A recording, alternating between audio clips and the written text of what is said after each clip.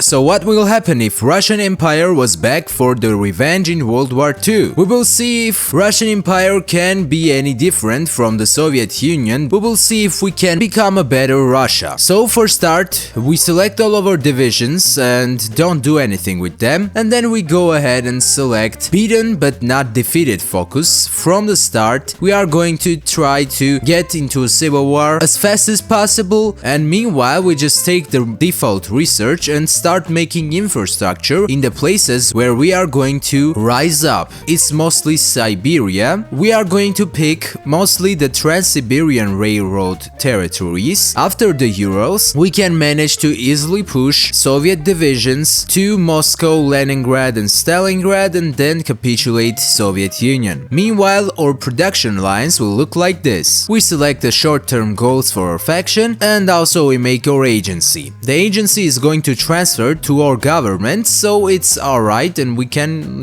get some free things before even making an agency ourselves in the Russian government. Now we take unification of exiles, which will allow us to set up our headquarters, which is going to be Cheetah, of course. When Turkey remilitarizes the Turkish Straits, we just go ahead and mobilize to get 5% of free war support, and the Turks just back down as always. We will try to take as much focuses as possible before starting our civil war, and again we do not waste our political power because we are going to get territories with that political power, and we are also going to take Sakhalin for arms. Now as you see here, I took it and Japan agrees and they will always agree to your every kind of demand, okay? We embrace the Black Hundreds for now, and we also research the cryptology department in our agencies. We can also dismiss the counter-revolution for 75 political power, which will lower the Stalin's paranoia. I accidentally chose the support for Vladivostok from the Japanese, which means that we will get at the start of the civil war 24 Japanese divisions, which is good, but we will also lose Vladivostok. Just do all of the focuses that you see and you think that it's, needed. Also do the focuses that will grant you some troops. It's already 1937 and we got 50% of all Soviet Union support, and combine that with the artillery units that they are going to get, and it makes a pretty small number for them, and that also means that we are going to destroy them. And now we just take the hands due and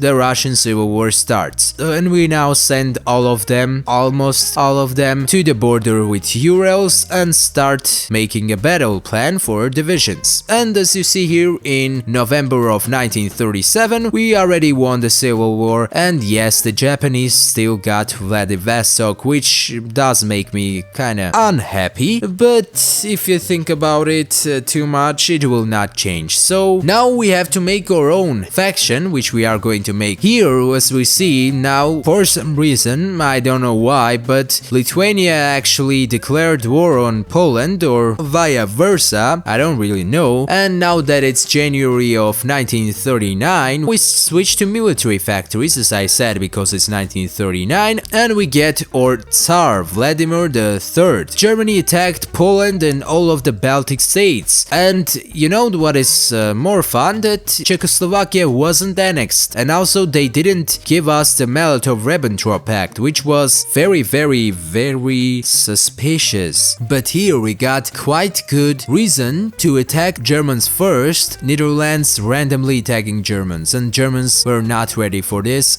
We did break through the Mannerheim line, but only a small part of it. And here we do face some bad things, so I decided to make 24 new divisions to cover the front line towards the St. Petersburg, to then attack with them too, of course. Our third army is like divided, and when I select the attack with battle plan, they attack here in Finland and also there in Romania. We do go towards Helsinki, the Finnish capital, but as you see here, we do break through the Baltic lines, and because of our mechanized divisions that are very fast, faster than the German infantry divisions, we do manage to get control over Estonia and break through the German lines again and go ahead with Riga, the capital of Latvia. Here we do try to make some encirclements, but it kind of fails, to be honest. The Germans do manage to leave the positions, but what is good here is that we also managed to get Bucharest, the capital of Romania, here in Balkans. The Germans got their reinforcements and the Balkan nations got their reinforcements too, which means that we have to stop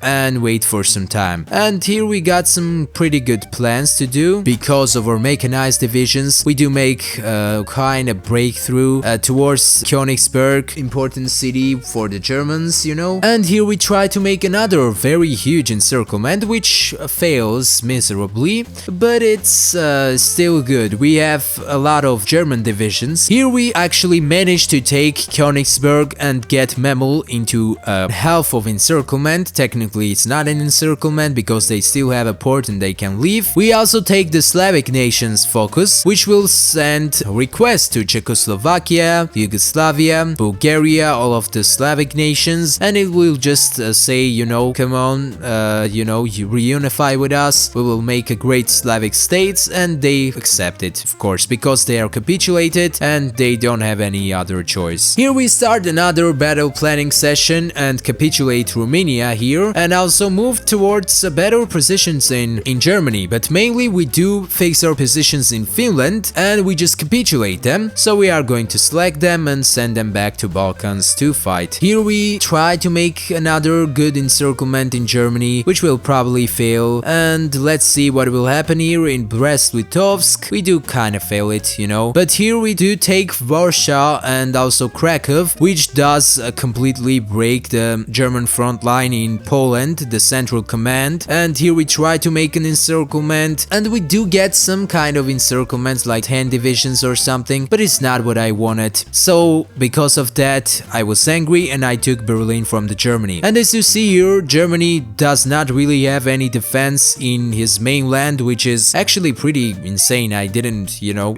think about this. But we also declare war on Denmark. Here we take Vienna and get Germans into complete encirclement, or motorized divisions are doing a very great job here, taking Stuttgart, and yes, in April of 1943 we do capitulate them. You know, this could be maybe faster if we would, you know, start and finish the civil war faster, but it is what it is. I'm not going to, you know, argue about it too much. Here we close a lot of divisions and take the Hungarian capital, and yeah, you know, it's just left the small nations, small Axis nations, mostly Balkans and Italy, and it's just not a big problem for us. We are going to capitulate them very fast. Here we capitulate Belgium and Hungary and move towards Italy. I will try to take Italy and make them our puppet, you know, start the civil war, and yeah, we can now start integrating all of the Slavic states like Czechoslovakia, Yugoslavia, Bulgaria, all of them. And here when the civil war in Italy starts, actually Axis capitulates, and there we go, our war is over. But here we did quite a big mistake by letting Yugoslavia leave, and mainly that was because of the Allies. We let them leave, but we are actually going to join the Allies. I was shocked here too, but the Britain wants us to join the Allies. We are going to accept that beautiful offer and send all of our divisions back to Japan to deal with them. But now in September of 1943 we join the war against the Japanese, and our motorization divisions go fast forward and take Vladivostok out of the Japanese hands and try to make a quite huge encirclement in Manchuria. Almost all of their country will be encircled, and yes, our military just crashed the Japanese, and after the fall of Tokyo and taking some more lands, Japan is done. We take Korea and some of Manchurian lands, and we start justifying war goals on China. China capitulates, which is good, and this already marks the end of our campaign. We did very great job in attacking fascists and ending global fascism, and also getting all of the historic Russian lands back. We didn't get Turkey, but it's still good. This was it. Thank you for watching, and I'll see you next one. Goodbye.